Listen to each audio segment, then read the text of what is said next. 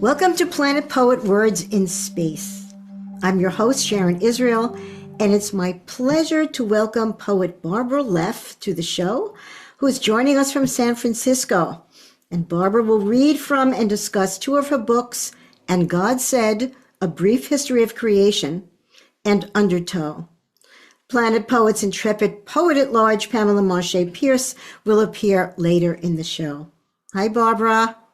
Hi, Sharon. It's great. We are friends from way back. Way back. We Such found a each other pleasure. again, and I'm thrilled to have you on the show.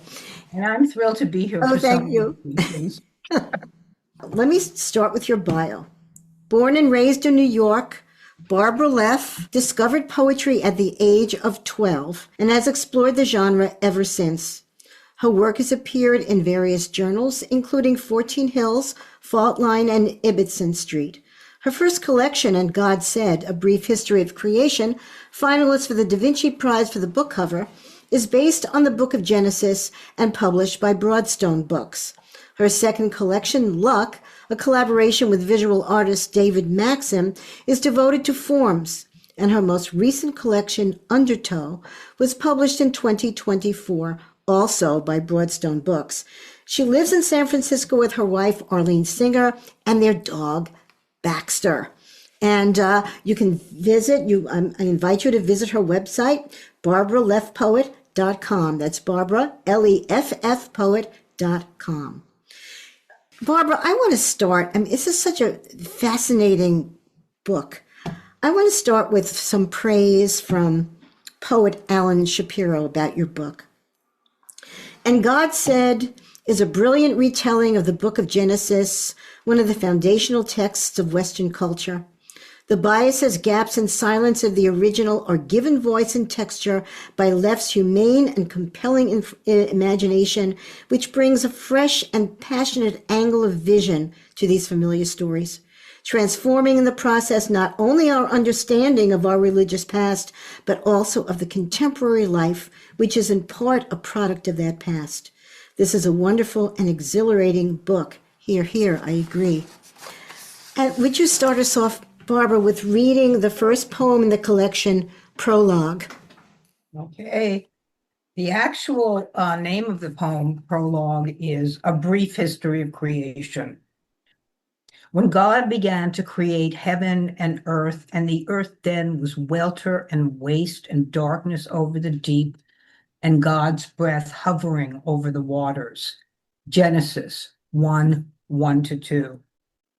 Before the beginning, thought, and thought begot word, and word became manifest.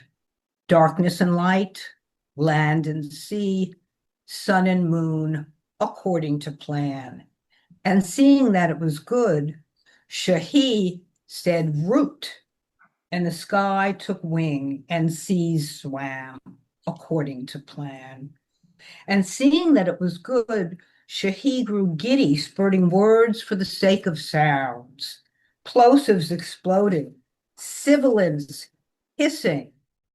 And soon there was woman seduced by serpent, which begot death, and death begot time. And seeing it was late, Shahi said flood to make a clean start. When that didn't work, Shahi said Messiah, which begot war. War begot Holocaust. And seeing what Shahi had done, Shahi said nothing and sat back and waited. It's Barbara Leff reading her poem, which begins the book, A Brief History of Creation. I love the sounds that she tried the sounds, and that's such a profound. Why not? Why not start with sound? But I want to know how you got interested in the Old Testament. I wasn't interested in the Old Testament. What happened was actually, it's so interesting in retrospect to see how things unfold that you don't see when they're happening. The poem I just read, I had written years before I started putting the book together. And when I was putting the book together, I went through my files and I found it. And I realized I had been preparing to do this for years and I had to trick myself into it. Mm. I believe that what happened was I was studying Kabbalah, which is Jewish mysticism, and that somehow was stirring something that when I then took a class and I was asked to write a poem about a mythological character. This is a class that they all hated everything I did. This doesn't make sense. I don't understand. So it was like, and I never go empty-handed to a class. That's why I take a class. I will always, forces me to write. So I wanted to write, it was during the first Gulf War, and I wanted to write something about anti-war using a Greek mythological figure, and I just couldn't do it. So last minute, I just jotted off this thing called Eve leaving the garden, and they loved it. They just all went crazy. And I thought, well, I can do this. And then one by one, I started to write these things, and I realized I had a book going, and a lot of it was informed by Kabbalah. So that's how it happened. Thank you. That's great. I love that. That nobody liked what what you were saying. You wrote a poem. That was it. I'll show you. Why a retelling? Why? How are you retelling this? Well, I looked at it as my midrash, and midrash is your particular discussion with God. Huh. And I looked at it afterwards as that it was me. The reason I had never really read the Bible, and the reason that I could do it was I hadn't read it, and it was so bare bones and left so much room for me to do whatever I wanted to with it. I couldn't do it now. I know too much. I've studied Torah since then, and I could never write that book now. So it just gave me an entry, and it's all autobiographical. Everything, I mean, even though you don't know it's one off, but it is autobiographical. So it was the easiest thing I've ever written. Every day I would just come back to the part where I'd stopped the day before in the Bible, and then I would wait until something resonated, and then I would go for it. Mm. And now that you have so much more knowledge, how do you look at the book you wrote? I think it's real. First of all, it amazes me that I wrote this. I look at this and I think, did I really? I mean, it's so different from anything I've ever done or will do. And I really do think it's so far my best work. So I think I'm sorry, it's written with such confidence. It's almost like you channeled. yeah, it was like when I say it was so easy, literally, I just, none of this came hard. It was like I was channeling something. That's what it felt like. The role of God is so interesting. At the end of the poem, you say he sits and waits at the end. And what is he waiting for? He created this thing, and, after he'd already gotten rid of humans a few times, he sort of, she, by the way, that construction, F-H, it's because it's everything. God is not he or she. And God doesn't know what to do. I mean, I think there are a number of cases in the book where I talk from God's voice, where God is just as confused as we are. She is very human, Yes, almost right. like a Greek god, very Yeah, human. yeah, yeah. You have an epigraph by Valerie at the beginning of the book. Uh, Yes. God made everything out of nothing, but the nothingness, shows through. Would you talk a little bit about that? Well, when I was looking for beginning epigraphs, I was just open, and I came across that, and I thought that feels right. That feels right because there are so many holes in the system. I mean, no matter how you try to put it all together, there are just a lot of these holes where, I mean, the fact that God got rid of his people a number of times, that's a nothingness, that's a hole. I would say so. So that just really felt right about, what? God did create something out of nothing, but there's still a whole lot of nothing going on out there. Thank you, Barbara. Would you read for us Leaving the Garden? Leaving the garden, by all means. This was the poem that started it all. Okay. In the epigraph. And he brought her to the human. Genesis 2:22. When he blamed me for the pain in his side, I said nothing. When he blamed me for sharing the light, I said nothing. When he blamed me for singing too loud, for long walks alone and befriending the others and giving them names, I said nothing. I sought sleep solace in my favorite grove and woke to a different voice, sweet, sibilant, murmuring my name like a song.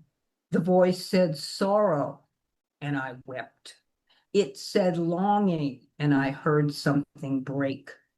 It said hunger, and the earth rumbled around me, shaking loose a fruit from the tree beside me. I took a bite. The green grove turned gold and back again.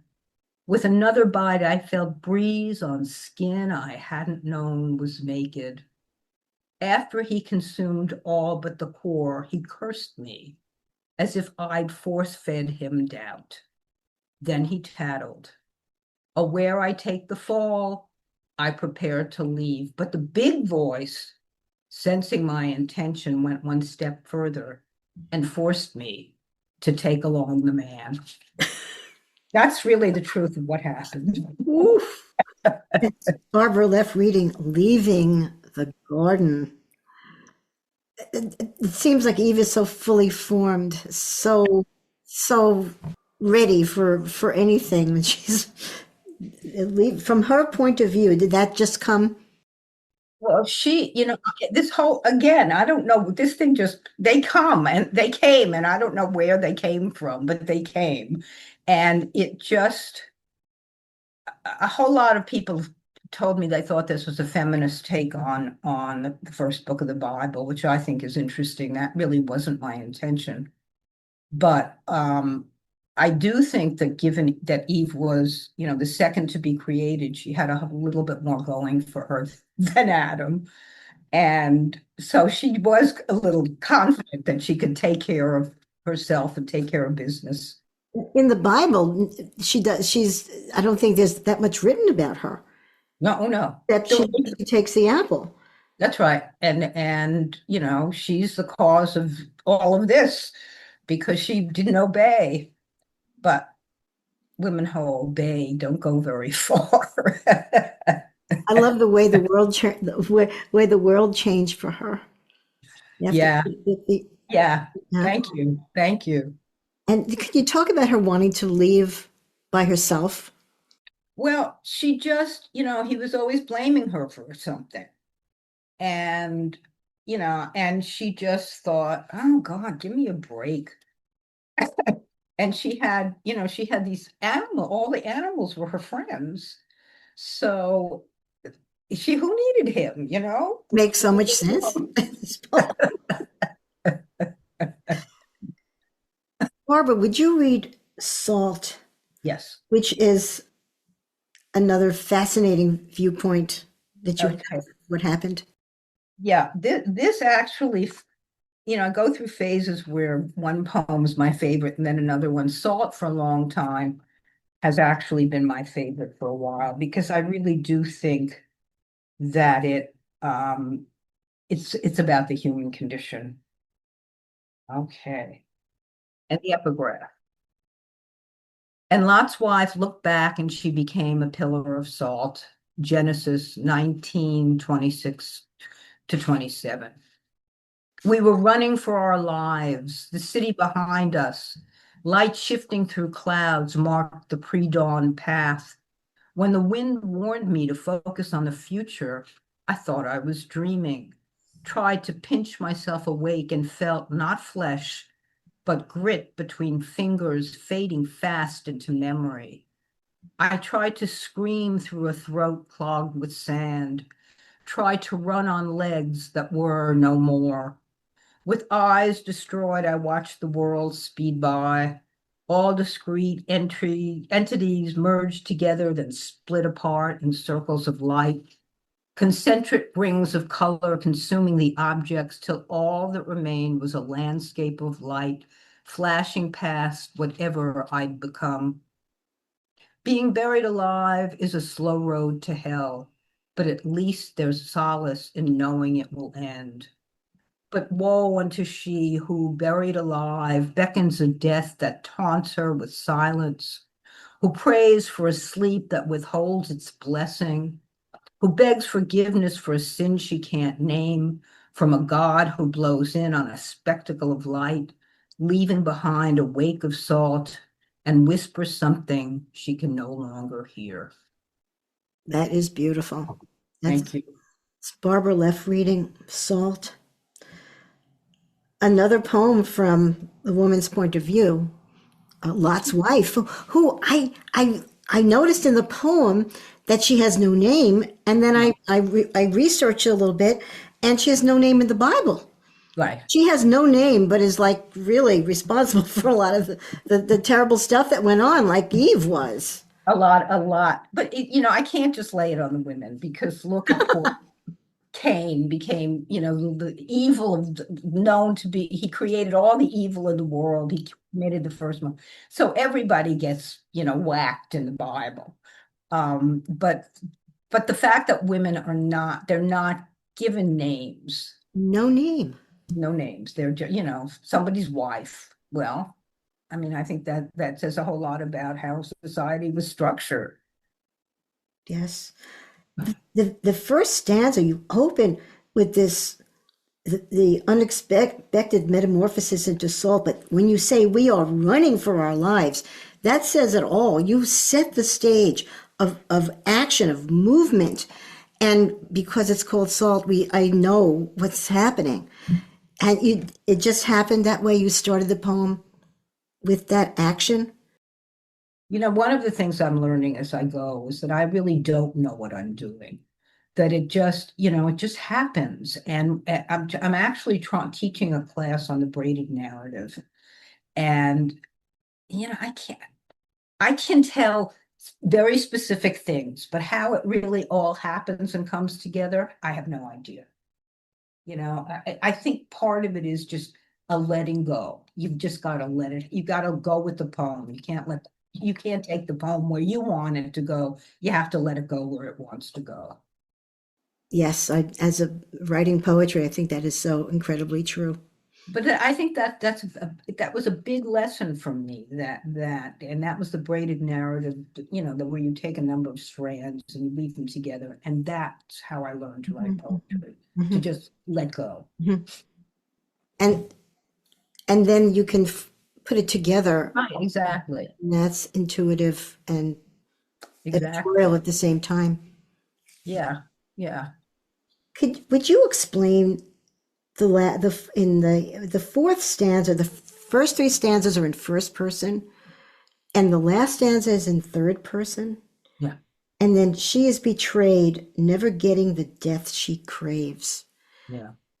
Because the suffering is eternal. Would you talk about that?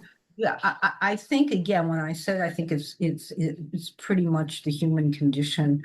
It's that we are allowed certain things and not others. Just, it's sort of like we can really never understand God, because if we did, we would be God. So I think that when I look at, as an example right now, unfortunately, someone very close to me is very ill and has a very rare disease. And when you have a rare disease, you're in trouble because there's no money and no research that goes into it. And she doesn't want to aggressively kill herself. She just wants to go to sleep and die. And this has been going on for years, and she just is not afforded that. And I just think that I don't know where that came from in the poem, but I do know that it's not easy to be human. It's not easy to be biped when you're this old. It's not easy. And everything becomes harder. And there's not anything you can do about it except just accept it. Thanks, Barbara. And Barbara, would you read the last poem in the collection in the epilogue called Endgame for us? Happily. Okay. Endgame. In the end, God can no longer bear the bickering and backstabbing, the whimpers and whines that ooze from the cauldron of earth and poison the skies, punch holes in the heavens. Shahi grows weary of men's ploys and pretexts, greenhouse gases and global warming, as if by fixing a name, a category, a syndrome to the mess of their own making, they can file it away and wait for the rapture, the first or second coming, Satori, Nirvana, the virgins at the gate. Shahi can no longer bear to hear the cries of dying breeds of creatures, gasping in the human miasma of me, and the bleating of angels, their pleas for refuge from the pendulum swing of hope, despair, and back again.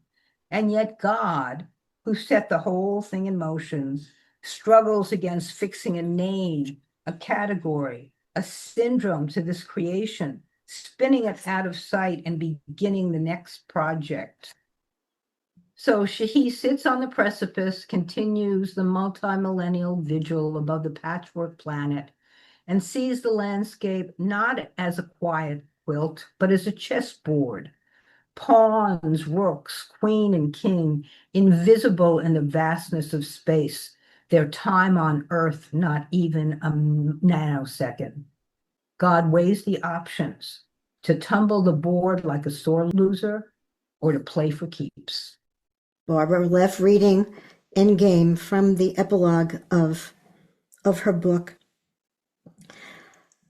He wishes to get out of what he has created. No kidding. I mean, this really has resonance for today so much, so deeply. But again, this would not be the first time that God has done this. Mm-hmm. The flood, and he, well, with Lot, I mean, that whole he just got rid of everybody. So this is not, and I get it. I can understand how frustrating it would be, but And that line, the last line, to tumble the board like a sore loser or to play for keeps. right, I can see he's aggravated. He'll just sweep all the right, pieces off the board like a kid almost. right, like someone else we know. Absolutely. Goodness. Yeah. You're listening to Planet Poet Words in Space on WIOX Community Radio in the Catskills at WIOX 91.3 FM and streaming on WIOXradio.org. I'm your host, Sharon Israel, and I'm here with poet Barbara Leff from San Francisco. Joining us now is Planet Poet's Poet at Large, poet and visual artist Pamela Manché Pearce, who is a Pushcart Prize nominee for her chapbook Widowland, Green Bottle Press, London, and is the published author of memoirs, essays, and short stories. Hi, Pamela. Oh, Sharon, hello. Hi, Pamela. I'm enjoying myself. It often happens that, now I have to work a little bit, but I could just sit back. I have more time later to sit back and enjoy you, Barbara. But now this is my turn to do something, and I'm not happy, obviously, about what I'm going to talk about today. But it is an opportunity since this is a show about poetry. The tragic event on January 7th of Renee Good in Minneapolis, being killed by an ICE agent, is really a springboard for us to talk about poets and the role of poets in the world and in our world today. And we all know by now that she was there as a compassionate neighbor, lending support to her neighbors, not there as a protester herself. And when she was killed. And what everyone has always said about her is that she radiated joy, kindness, love, sunshine, and that she was just an absolutely fabulous person. In her school life, those people who have been interviewed said she was not political, and that she just was a loving person who was doing what she needed to do or what she wanted to do in her school time. And we all learned also that she won in 2020.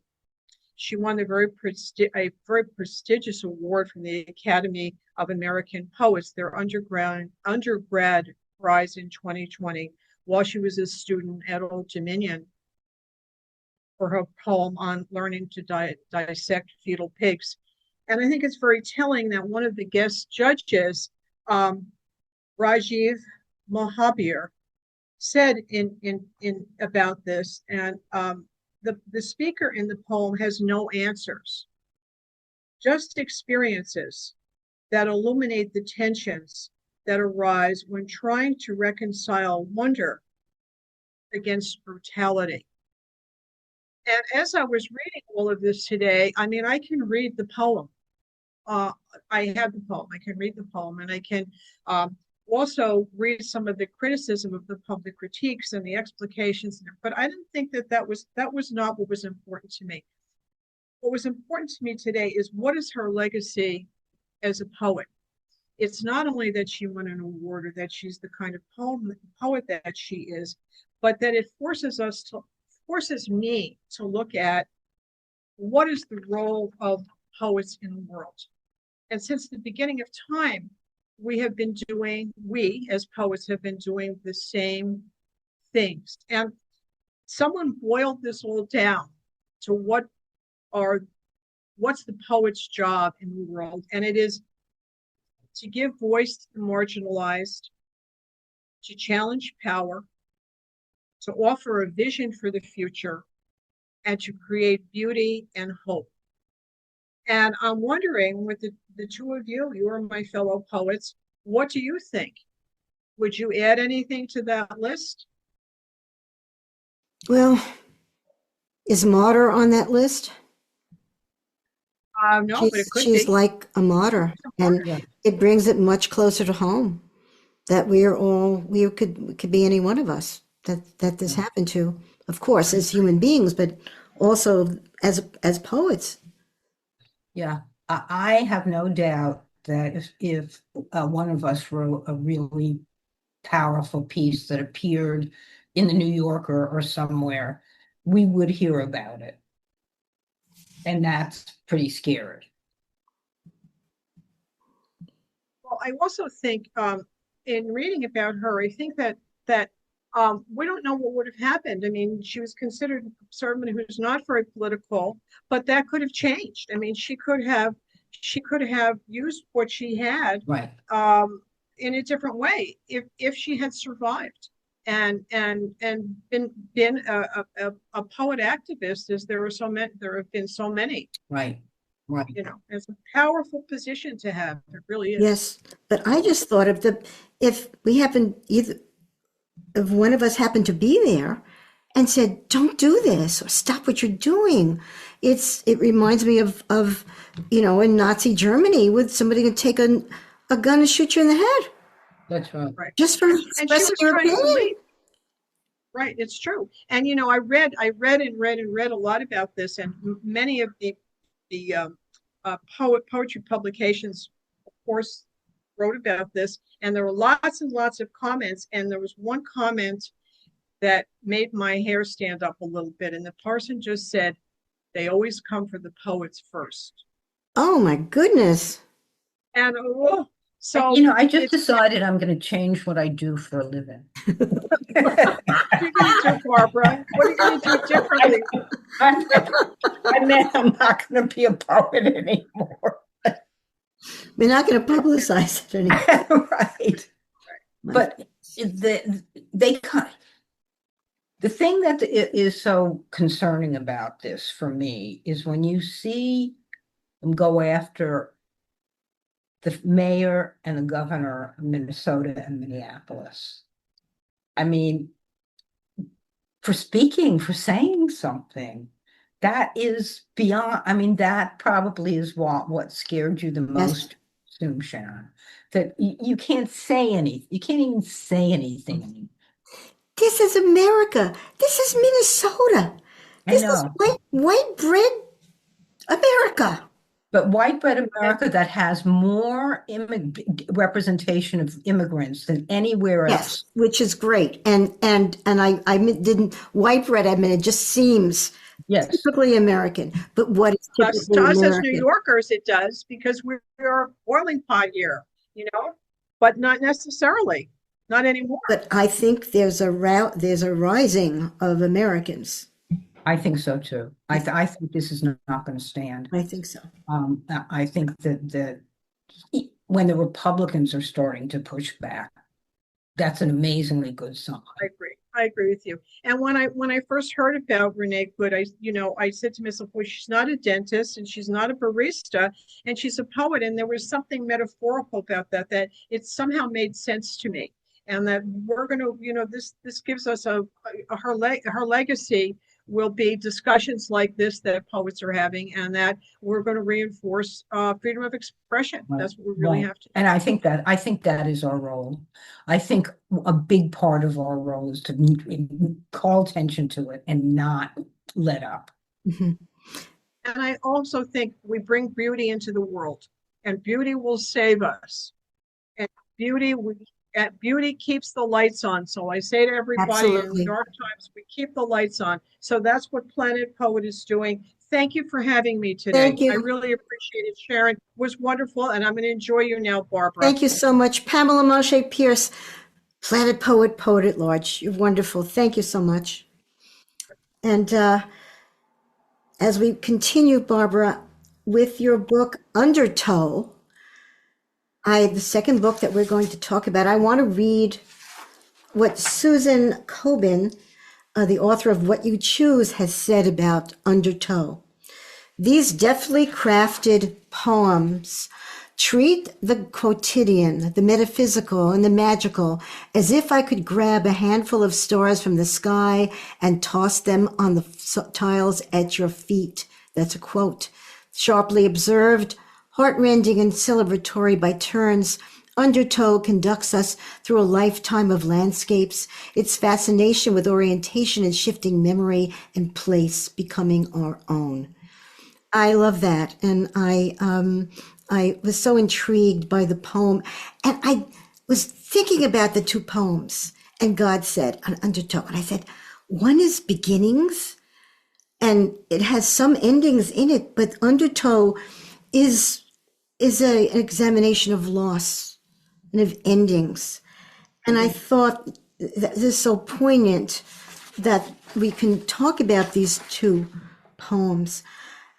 And Barbara, why the title Undertow? No, I really struggled with it, coming up with a title. My first title was Enduring Losses, and someone said, who would buy a book with that title? So I thought, oh, I would. But I thought, okay. Undertow is a more intriguing. Yes, and then I realized that, there is a poem it's called Undertow in here, and it just, that fit. When I finally was going through, I thought, you know what, Undertow fits because it really is about, being pulled and pushed, and when you're in the middle of the undertow, you don't know what's going to happen. Like a riptide. Yes. And so it just seemed to fit. And I think it really turned out to be the perfect title. Barbara, would you read Enduring Losses, poem from Undertow? Yeah. Okay. Gladly. Okay. Enduring Losses.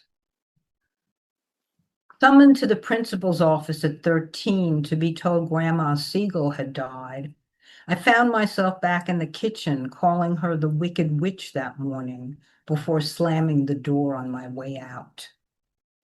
I thought I'd find my sister's suicide note in my parents' safety deposit box, but upon their death discovered only jewelry and bonds. Did they simply throw it out along with her photographs and the mention of her name? When my firstborn cat sneaked unseen onto the shoulder of the New Jersey Turnpike, a sixth sense told me to stop the car. A tiny squeal pealed through the din of trucks and trailers. home safe till she died at 20. She still comes to me in the night, then slips from my grasp. That's Barbara Leff reading Enduring Losses. The juxtaposition of those three stanzas is just really successful. Thank you. So layered and echoing each other. And that very shocking second stanza about your sister, Roberta. And can you talk a little bit about the structure and how you introduce the loss of Roberta? Well, interestingly, that originally I had all these paragraphs these stanzas were differently placed. And it just seemed, because the last one probably, I believe, was about my Roberta, which was the most, powerful of all of them.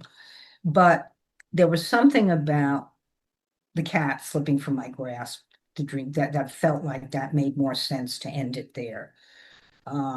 Because I think whenever you go through any kind of loss, it's very common to have feelings or dreams about them losing them. You just can't hold on to them.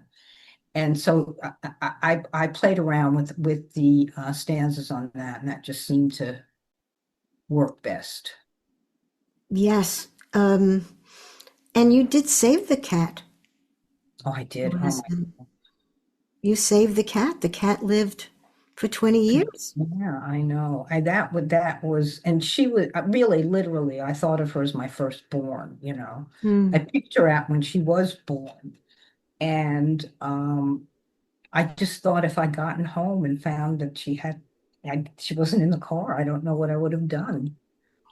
Fortunately, I didn't have to I dealt with a lot of other stuff. I didn't have to deal with that.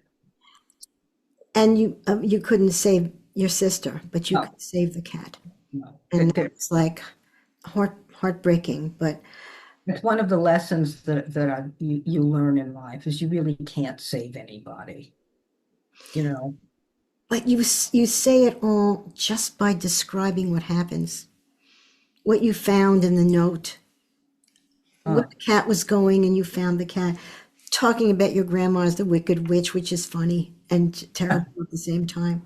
So just the descriptions, getting all the feelings in there through the descriptions is really wonderful. Thank you.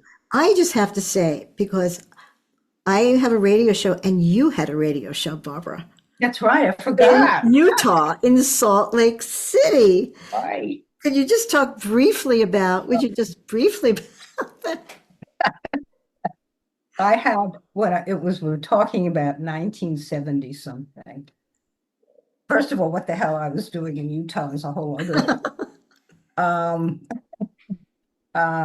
I had a radio program, and I was it was very enlightening for me because I knew I was very, I was sort of well versed in about two things. And then I realized I had to become a little bit more well versed to be able to spend 2 hours talking. That's a long time on the air, just talking. But it was a great experience. I mean, it was just a fabulous experience because the one rule, because it was Utah, was you cannot talk about the church. Because all the sponsors were the church, members of the church. But right before me once, there was a substitute who was like me, a New York Jew, and his program was talking about how he hated the fact that there was a Mormon seminary next to every school, and the kids if the Mormon kids could get credit for going to, instead of study hall, they went to the seminary, and everybody else was just too bad. Well, he had a fit about this. And whenever something controversial happens, it spills over into the next program. So of course, spilling over into my program, and this man calls up, very soft-spoken, and he was a Mormon bishop, and he sort of pulls me in. I thought he was going to say something conciliatory. He was giving all of his credentials, and he says, "And I don't like some kike coming and telling us how to run our state." Well, first of all, my sensitivities at the time were, I thought he said dyke, which freaked me. But you have a 7-second delay button. so that something like that doesn't go on over the airways. But I missed it, so it went out over the airways, and then I cut them off. Well, all these people calling in and saying, "Oh, Barbara, I'm so upset that you're upset." Blah. And one woman who was a regular called in and said, "Oh, Barbara, I'm so upset that you're upset. We all, I know a lot of Jew kites who are lovely people." So that went over Great. the air too. Uh, It was a great experience. It was a lot. It was very enlightening. Oh, thank you. I just had to mention it because I forgot also that you had a Right. great. What was the name of your show? I just want to know. The Barbara Leff Show. Yes. And this is the Barbara Leff Show on your poetry. Would you read from Undertow Postmortem? Yes. Oh, I'm sorry, Jax. Jax. Yes. Jax was a turning point for me because it was when I wrote this poem that I really started writing um, much more narratively. And Jax, oh, here it is. Okay. Jax for my sister Roberta. You were great at fancies. In the brick house on Byron Road, we'd sneak into the bathroom after lights out and tiptoe around the tub clockwise 3 times to reach Pismo Beach, where we uncovered a treasure trove of jacks behind the radiator we called the dunes. Your hands, graceful even at 10, made half-moon patterns as they scooped up the metal pieces. Under the dim Donald Duck nightlight, they'd sparkle against the black tiles like stars in the night sky. I was a skinny kid with a voice so big it made my neck puff out like a blowfish. I wore Wranglers and a red cowboy hat, went to bed each night with my stick horse named Woody. I called myself Jack Papersmith and you, Mary Jane Poopsala. You were the essence of a lady to my 7-year-old eyes, with your fingernails painted in mauve lipstick stolen from mommy's heart-shaped vanity. You dress up in grandma's eyelet bloomers and mink skins to serve invisible tea and toothpaste for dessert. You'd make me sing that doggy in the window so you could laugh at my tuneless tune, your smeared hands dancing in rhythm with your about-to-be breasts. So I'd sing some more. It made me feel almighty, as if I could grab a handful of stars from the sky and toss them on the tiles at your feet. Beautiful. Thank Toss you. them at the tiles at your feet. That's such a, as I say, it's so whimsical and deep. It's such a beautiful, beautiful tribute to your sister and to that life that you had, the beautiful moments. It was a good time. That was a good time. So, I adored her. I thought she was my North Star. Oh, you could tell. So, yeah, Thank you for that. you're welcome. We have time for one more poem, Okay, Barbara. Postmortem or anything else you'd like to read? I will read postmortem. Okay.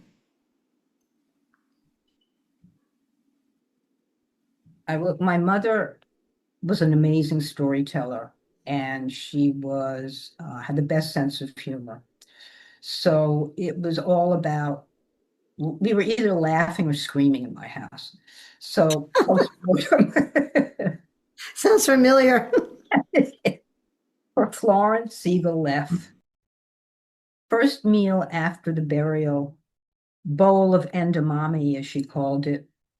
Indeed, mommy has come to an end. Yo-yo ma plays, bye-bye ma, I say. A class in creativity, today's topic, flow. Flash of her mid-laugh before the teacher writes FLOW. A dutiful student, I start to cry. Bodega Bay, sand-white seagulls scavenge for crumbs. Peck at a large brown outcast. I call him the ugly seagull. Recall the single gosling at Camon's Pond my mother called a chirkindoose after a story she'd read to me about a chicken, turkey, duck, and goose who made a sound like laughter, like my mother, a seagull, a beauty. Wonderful. Thank You you. such a play on words. I just until you read it now, I didn't realize the depth of it. Yo-yo man, mommy, and Indomie and mommy, and the chicken goose and the seagull and the seagull. It's it's very hard to do what you do and get that voice that has so much in it, Thank you. so much loss and so much joy at the same time. That's a Thank you. really wonderful. Thank you so much. Thank you. Thank you for being on the show. Barbara, would you repeat the link for everybody if they want to find out more about your books and about you? Yes, it's Barbara Leff. It's all lowercase, barbaraleffpoet.com. And that's Leff. Double F. Okay. And what's happening for you this year? Well, I'm actually despite everything, I said I would never write another book. I am working on another book. It's called the working title is called Cascades and Gentos, two different chords. So yeah, so it's, I'm having a lot of fun with it. And I feel as if I have been blessed to have this gift, and I think it's a gift. And I don't mean it in terms of I'm gifted. I mean, I have this gift. I get to do this. How wonderful, my life would be so much less rich without it. So I thank God every day that I do this and that I'm still able to. So, who can complain? Barbara, that's so inspiring. Thank you so much. Thank you, Barbara Leff, for being on the show. And thank you, Poet at Large Pamela Manché Pearce, for being on the show. And thank you all for listening.